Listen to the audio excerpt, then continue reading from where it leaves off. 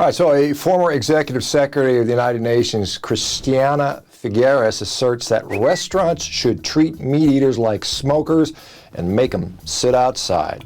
Who is she, and does that make any sense at all? Hey guys, I'm Dr. Shawn Baker, and today we will see who this person is and why she said this.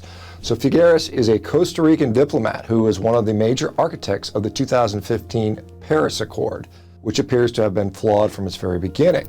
And the UNFCCC, the guys who organized Paris, says it themselves, it would have solved less than 1% of what it promises. Right. But the cost would have been $1 to $2 trillion every year for the rest of the century. She essentially is a climate activist who believes that meat should be banned and that restaurants should make meat eaters eat outside the restaurant and just like they're a smoker. Now, first of all, does that make you feel like supporting the climate change agenda? No, it's not a very good tactic now, is it? Figueres wrote an article promoting courage in the climate catastrophe, which is largely a high-level fear-mongering piece. Interestingly, in the article, she says solidarity and compassion have become as essential for our survival as food, water, and oxygen. Survival of the kindest overcomes survival of the fittest. I'd like to ask her if treating meat eaters like smokers and banning them from eating inside a restaurant is her version of solidarity and compassion or survival of the kindest. In July of 2023, she penned another article, this time demonizing fossil fuel firms. Now, but is it true that fossil fuel companies have not done anything? Bjorn Lomborg is the president of the Copenhagen Consensus and spoke about this. He also points out that switching to more natural gas from coal has resulted in much less pollution.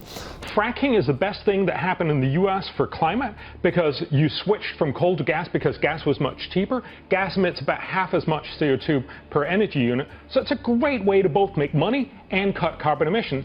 The simple way to cut more CO2 over the next 10, 15 years is to get China fracking, get everybody else fracking. So the fossil fuel companies did do something, and Lomborg doesn't believe that we should use natural gas forever, but just as long as it takes to allow for other solutions to be developed. Figueres states the same climate issues with meat, saying that it uses way too much land.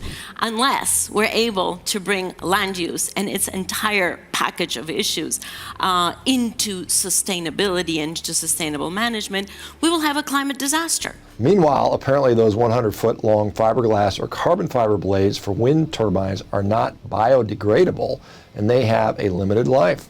So is beef really that bad for land use? First, let's look at what types of land exist. So the surface of the earth is 29% land and 71% water.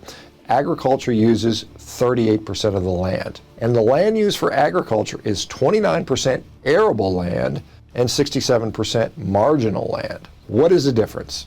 Arable land can be tilled and used for growing crops.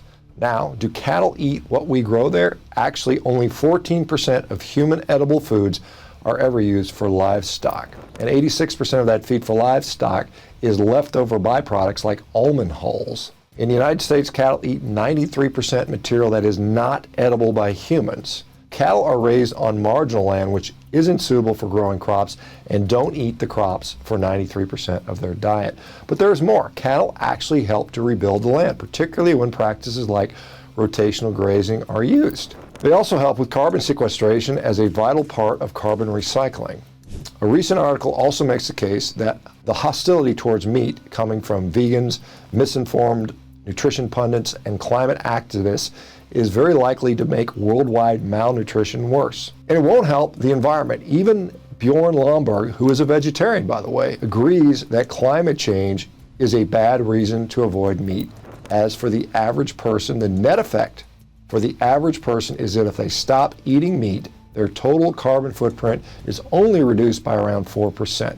And even then, the money not spent on meat is often spent on something worse for the environment, causing what is called a rebound effect that negates any possible benefits. So there you go, another climate elitist wanting you to sacrifice while she flies around the world burning thousands of times as much carbon as you do. If you'd like to see a video I made about how cities in America are agreeing with the World Economic Forum to ban meat, click over here. Thanks for watching, guys. I'll see you next time.